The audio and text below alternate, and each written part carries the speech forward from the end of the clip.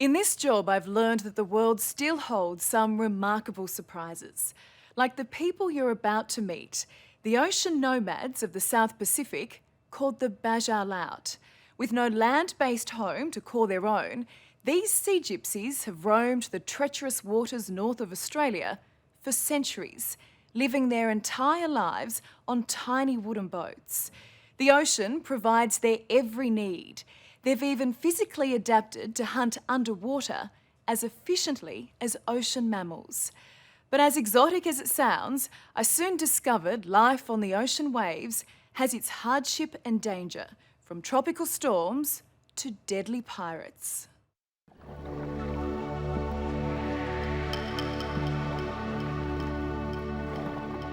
Hello, how are you? I'm about to set off on an ocean voyage across some of the most treacherous waters on the planet. Hello.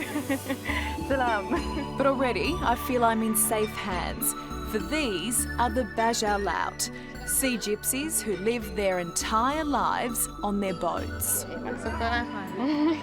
And joining me on this extraordinary adventure is Helen Brunt, a young English anthropologist who's been adopted by this sea gypsy family. This is your son? It is Feldy. And what's his name? Feldy. Feldy. Feldy. He's quite shy. Shy for the cameras. Yeah. It's very naughty.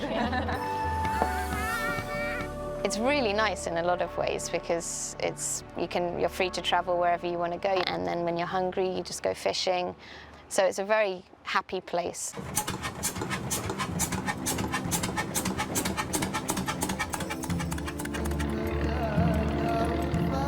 Just imagine, there are 3 families crowded onto this tiny boat. 17 people, all born at sea, including Nahara and her young family. Nahara, do you get anxious when you go on land? They're nakalka. Yeah. Not normal for them to be on land, so what's normal is the motion of the boat rocking. The Bajau Laut roam a vast area of ocean north of Australia called the Coral Triangle, and for now, we're off the coast of Borneo. You only have to spend a few days with the Bajau Laut to understand why they're called sea gypsies. They are truly the last ocean nomads. They wander these seas in the tiniest wooden boats, always searching for their next meal. This is Sorban, and he's one of the greatest Bajau Laut fishermen. And just wait till you see how he does it.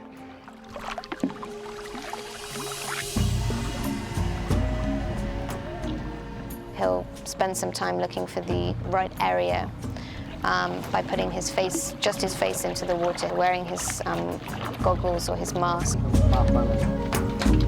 Once Sorban spots his prey, he loads his homemade spear, then does his own unique breathing exercises. He says that he always dives better after smoking a cigarette, so I'm not quite sure how that works. When he's ready, he'll just drop into the water very quietly, very calmly, and drop straight down, head first, right down to the bottom of the reef, so using as little energy as possible. Sorban can reach depths of more than 20 metres. The pressure on his body right now is enormous. His heart rate has slowed to 25 beats per minute. Sorban strides across these underwater plains like an ancient hunter. His body's so lean, he can achieve negative buoyancy where most of us would float to the surface. It's one of the most incredible things you can see. It's the human body, which isn't designed to go underwater, and certainly not for that amount of time, behaving like a marine mammal almost. He's been down for an unbelievable 2.5 minutes.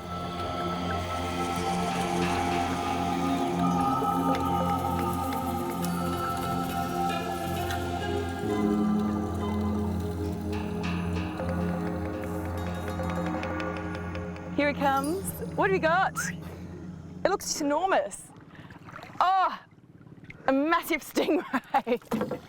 That is going to be Sorben's dinner for tonight, him and his family. Well done.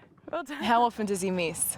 He rarely misses, but really what's hard for him now is finding the fish because they're not as abundant as they used to be. The traditional fishing grounds of the Baja Laut have been stripped by the big commercial trawlers. But just 20 minutes away is a reminder of how it used to be.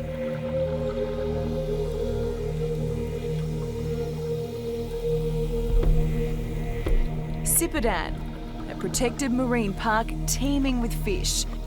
Fish in every shape, size and colour, fish in their millions. Fish the Bajau are forbidden to touch.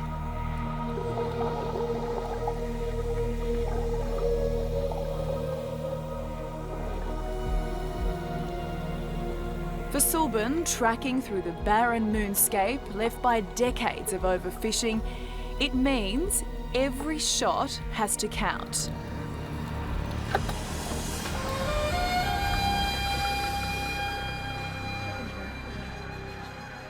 Like many of his people who can't afford the upkeep of a boat, Sorben squats on a nearby island with his wife and 3 children. You must be very proud of your husband. He's a very good fisherman. Yeah. Yes, she's very proud of her husband, Sublin. Always catch every time when he goes out to the sea.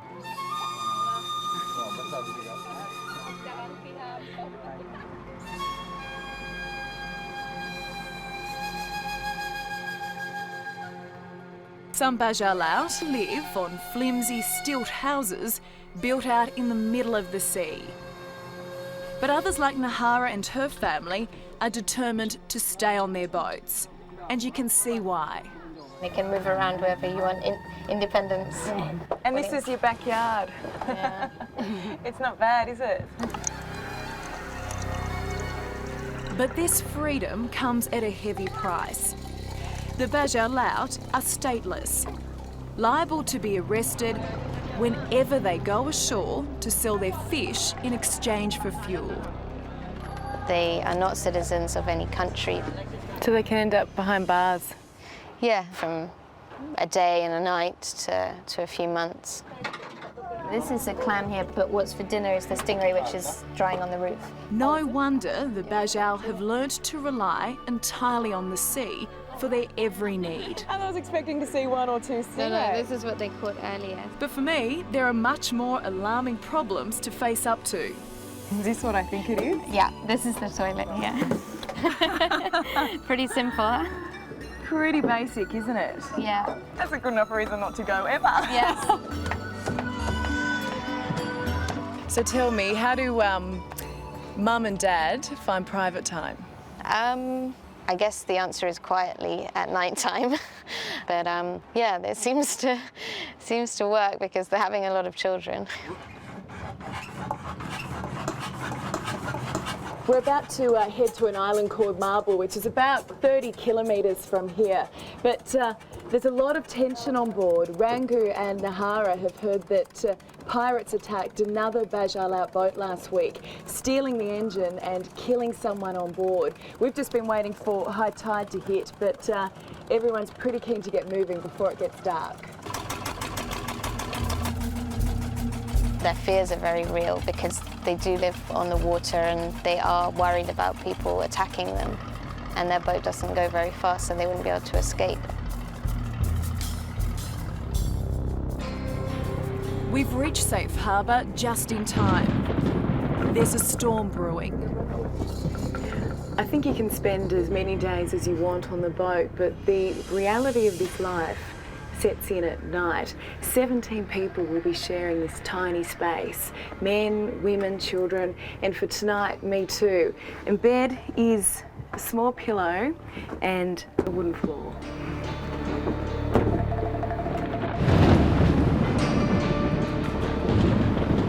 When the storm hits, it hits with a vengeance. I've never seen rain like it, flooding through the roof of the cabin. Our boat is in danger of being swept off its mooring. But while some of the younger family members battle the storm, the older ones don't even stir.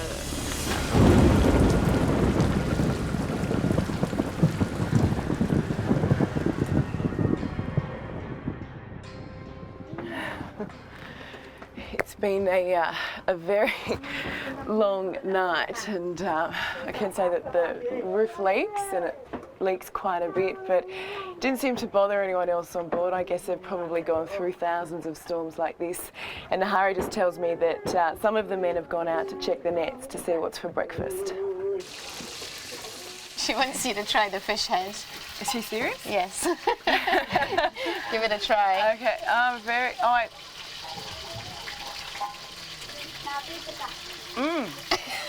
It's very good. Good.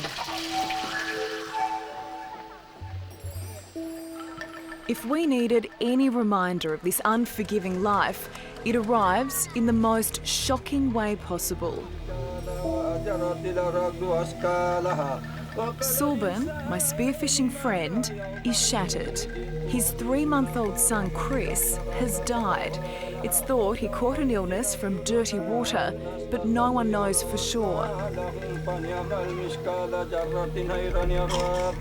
And in a gesture that humbles me to the core, Sulban invites me to the farewell for his beloved little boy.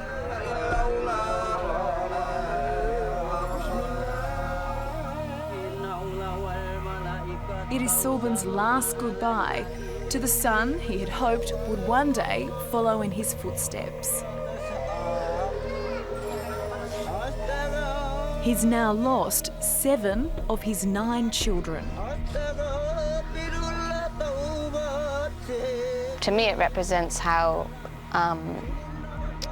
very fragile their existence is, and how a child can come into the world and then leave the world really soon, but without having any documentation, without ever really existing. Out in the village, though, life goes on. The kids who survive grow up strong. They have to be. Do you worry about them? I do, yeah. What's it going to be like when these little kids that I see are adults themselves? And I think we can learn a lot from them. For now, they're just happy, enjoying the sea.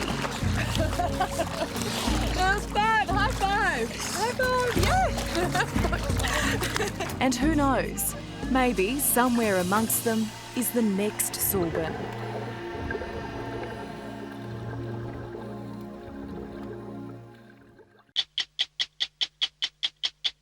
Hello, I'm Amelia Adams. Thanks for watching 60 Minutes Australia. Subscribe to our channel now for brand new stories and exclusive clips every week. And don't miss out on our extra minute segments and full episodes of 60 Minutes on 9now.com.au and the 9Now app.